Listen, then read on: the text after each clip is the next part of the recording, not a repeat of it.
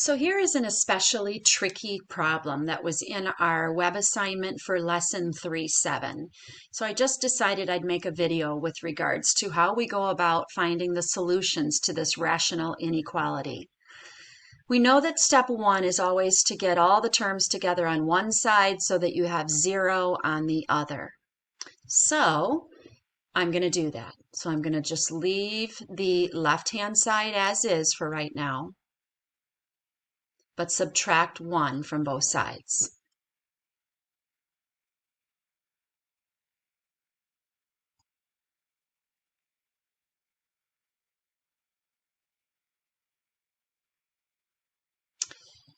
Now we can see that we're subtracting fractions, and so we need to have common denominators. Well, our least common denominator is going to be both of those terms, the x minus 1 and the x, because remember the minuses mean those have to stay together as a binomial. So in our first term, 30 over x minus 1, we already have an x minus 1 down there. We're missing an x. So we'll multiply top and bottom by x. The second term, we already have an x, so we're missing an x minus 1. So we'll multiply top and bottom by x minus 1. And the third term, we have just 1 down there, so we're missing both, the x and the x minus 1. So we'll multiply top and bottom by both. Now we have to be careful with these negatives in front of the fractions. That's the same as plus negative. So we're distributing a negative. So now we have these three fractions. They all have the same denominator. Let's go ahead and simplify our numerator. So we'll have to distribute here, and we'll have to distribute here. So on top, we'll have 30x minus 30x plus 30 minus x squared plus x. And on bottom, we have our LCD. And so if I simplify this, oops, I dropped my x here. These 30x's cancel. And on top, I have negative x squared plus x plus 30. Now that's not pretty with the leading coefficient, but if we need to deal with it. So we need to find two numbers that multiply together equal negative 1 times 30, which is negative 30, but add to 1. Well, since the product is negative, we know one has to be positive and the other has to be negative. And the way we can make that work is with 6 and negative 5. 6 times negative 5 is negative 30, and 6 plus negative 5 is 1. Now, this is a little tricky, but one of our terms is going to have a negative x, and the other term is going to have a positive x. Let's see. We need a negative 5. Well, that means then there would have to be a plus 5 here, because first time, or outside times outside would produce negative 5x. And then we need positive 6, which means we'd have a plus 6 here because inside times inside would equal positive 6x. So let's FOIL it just to be sure. That negative leading coefficient makes it tricky. First times first is negative x squared. Good. Outside times outside is negative 5x, and inside times inside positive 6x. Good. Those add up to 1x. And last times last is 30. Perfect. And then we have our LCD. Now we're looking for where this rational equation is greater than 0 or equal to 0. So we can see we've got 4 different factors now in this rational function. We set each of them equal to 0. Well, for the negative x plus 6, x would have to be 6 because negative 6 plus 6 is 0. For the x plus 5, x would have to be negative 5 because negative 5 plus 5 is 0. For the x would just have to be 0. And for the x minus 1, 1 minus 1 is 0.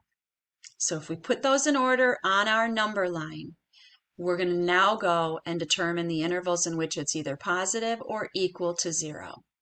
Okay, so I put those in order from smallest to largest, and we know we go from negative infinity to positive infinity. And we have 4 factors being multiplied or divided. So we know that if you multiply or divide an even number of negatives, you get a positive.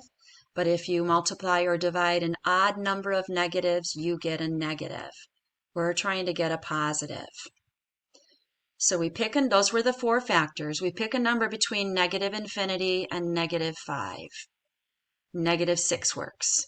If I plug in negative 6 for x, I'd have the opposite of negative 6 is positive 6, and positive 6 plus 6 is 12. That produces a positive answer. Next factor, negative 6 plus 5 is negative. Next factor, x is negative 6. That's negative.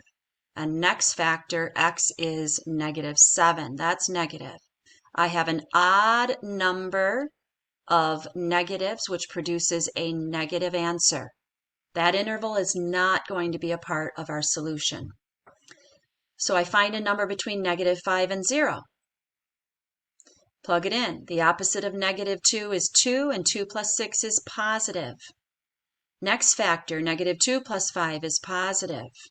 Next factor, x is negative 2. That's negative. Next factor, x is negative 2 minus 1 is negative 3. That's negative. Ooh, we have an even number of negatives. So multiplying and dividing an even number of negatives produces a positive answer. This interval here is going to be a part of our solution. So now we go to the interval from 0 to 1. Pick a number. Negative 1/2 plus 6 is positive. Negative 1/2 positive 1/2 plus 5 is positive. Positive 1/2 is positive. Positive 1/2 minus 1 is negative.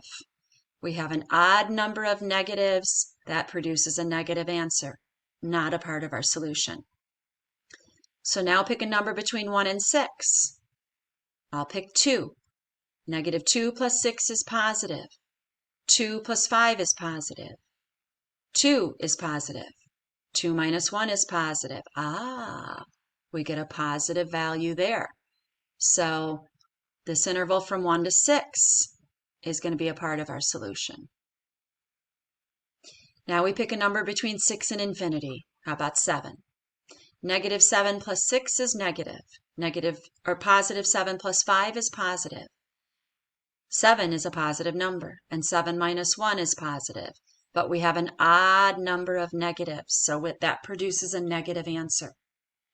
So our intervals are from negative 5 to 0 and 1 to 6. Now we have to decide if they're included.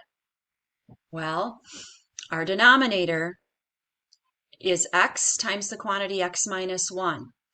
That means we have a vertical asymptote at x equals 0 and another at x equals 1.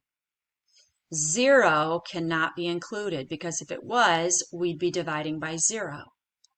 And 1 cannot be included because if it was, we'd be dividing by 0. Now, negative 5 doesn't have us dividing by 0, nor does positive 6. And because our inequality has an equal sign with it, then with those values, it produces an answer equal to 0. So they get a bracket.